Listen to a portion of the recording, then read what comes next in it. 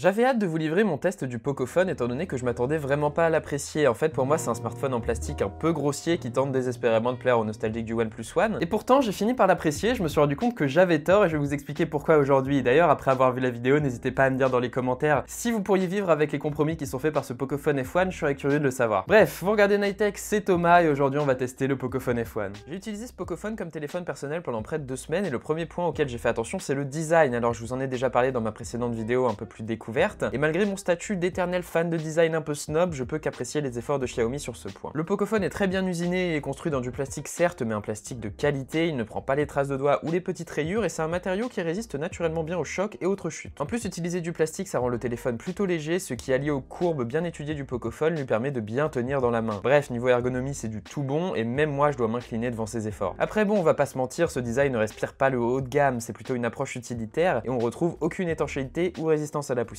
L'autre point pas franchement haut de gamme mais bien réalisé, c'est l'écran. Alors le Pocophone utilise une dalle IPS de 6,2 pouces en 19/9 avec une résolution de 2246 par 1080 pixels et comme d'habitude le Full HD fait parfaitement le boulot, d'autant que la technologie IPS donne une vraie impression de netteté et de bons angles de vision. Évidemment l'IPS n'affiche pas des couleurs aussi éclatantes et des contrastes aussi profonds que l'OLED, mais ça reste une technologie très propre. En plus la dalle du Pocophone est particulièrement bien calibrée, c'est donc plutôt positif. Le seul point noir pour moi, c'est que même pour une dalle IPS, je trouve que les noirs manquent de profondeur, c'est un peu dommage. Après là où les compromis sont visibles, c'est dans les bordures du téléphone qui sont beaucoup plus imposantes que sur un smartphone haut de gamme comme le Pixel 3, voire même que sur un Essential Phone. Je dois vous avouer qu'avoir une encoche qui est assez imposante, qui empêche d'avoir des icônes de notification et avoir de grosses bordures, c'est quand même assez désagréable. L'autre point marrant, c'est à quel point les angles de l'écran sont courbés, à tel point que le Pocophone a un petit air de jouet un petit peu goofy et sympathique comme ça. Alors c'est pas forcément négatif au final, ça permet au téléphone de se démarquer, mais personnellement j'aime pas trop, après à vous de voir, j'imagine que c'est personnel. Forcément le gros point positif du Pocophone, et je pense même pas avoir besoin de vous le dire, c'est ses performances et sa fluidité en général. Alors en 2019 un Snapdragon 845 pour 300 €, c'est clairement toujours impressionnant. Associé à 6 Go de RAM et 64 ou 128 Go de stockage, on a là une configuration technique toujours aussi impressionnante, en attendant que le 855 ne pointe le bout de son nez évidemment. Concrètement, il n'y a rien qui résiste au Pocophone, la navigation dans son interface est particulièrement rapide et évidemment le jeu mobile et l'émulation sont un pur plaisir, avis aux amateurs. Personnellement, ce qui m'a plu davantage, c'est la fluidité générale de l'interface, tout s'exécute non seulement instantanément mais aussi avec fluidité. Bon évidemment, il y a quelques ralentissements de temps en temps, sans doute dû à la surcouche plutôt conséquente de Xiaomi, mais la fluidité est quand même particulièrement appréciable pour ce tarif-là et pour n'importe quel tarif en fait. Après, c'est vraiment la surcouche qui est problématique selon moi, j'en ai parlé plus en détail dans ma vidéo précédente, mais justement les détails de l'interface sont assez négligés, la partie graphique n'est en mon sens pas très soignée et les contraste franchement avec la charte graphique et esthétique de Google. Bref, ça reste en grande partie une question de préférence personnelle évidemment, mais MIUI en mon sens c'est un peu trop bordélique au niveau des options, des applications préinstallées et des éléments graphiques. Revenons sur un point fort maintenant et parlons de l'autonomie. Alors c'est bien simple, une batterie de 4000 mAh c'est ce qui se fait de mieux à l'heure actuelle, ça permet au Pocophone de tenir près de 2 jours facilement et personnellement j'ai observé presque 8 heures de screen on time, increvable vraiment. Un autre point fort d'ailleurs c'est l'audio et pour le coup Xiaomi a écouté tous les mécontents sur internet et a intégré une prise jack. Alors clairement cette sortie jack manque un peu de puissance mais bon vous pouvez enfin utiliser votre casque filaire comme vous le voulez et ce avec un rendu détaillé, c'est super cool. Toujours dans l'audio, je dois vous avouer que j'ai un peu rigolé en voyant que Xiaomi décrit des haut-parleurs stéréo sur son Pocophone. Alors en fait Xiaomi utilise juste l'écouteur du combiné comme haut-parleur secondaire, donc ce qu'il faut comprendre c'est que vous avez le haut-parleur normal sur la tranche inférieure qui est puissant et avec un petit peu de détail, et vous avez ce tout petit écouteur supérieur qui essaye tant bien que mal de se faire entendre face à son grand frère sans succès. Bref, c'est clairement un vrai rendu stéréo certes, mais c'est pas ouf et clairement Xiaomi a juste essayé de bidouiller un truc. Alors je vais pas trop rentrer dans les détails de la partie photo étant donné que j'estime que la partie photo d'un smartphone ça nécessiterait presque à chaque fois une vidéo secondaire, mais je vais essayer de faire vite. On retrouve là un capteur de 12 mégapixels épaulé par une optique équivalente à un 28 mm et qui ouvre à f1.9. Sur le papier c'est correct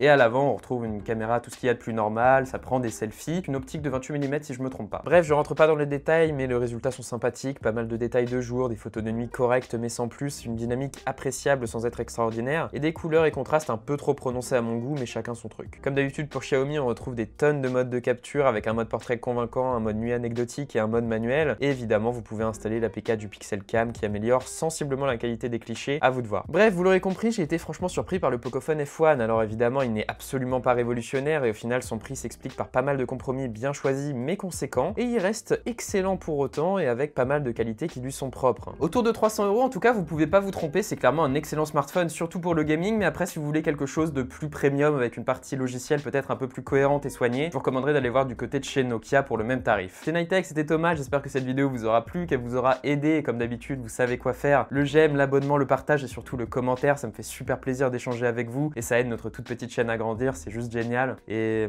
bah je vous dis à la prochaine les gars, tout simplement. Allez, salut.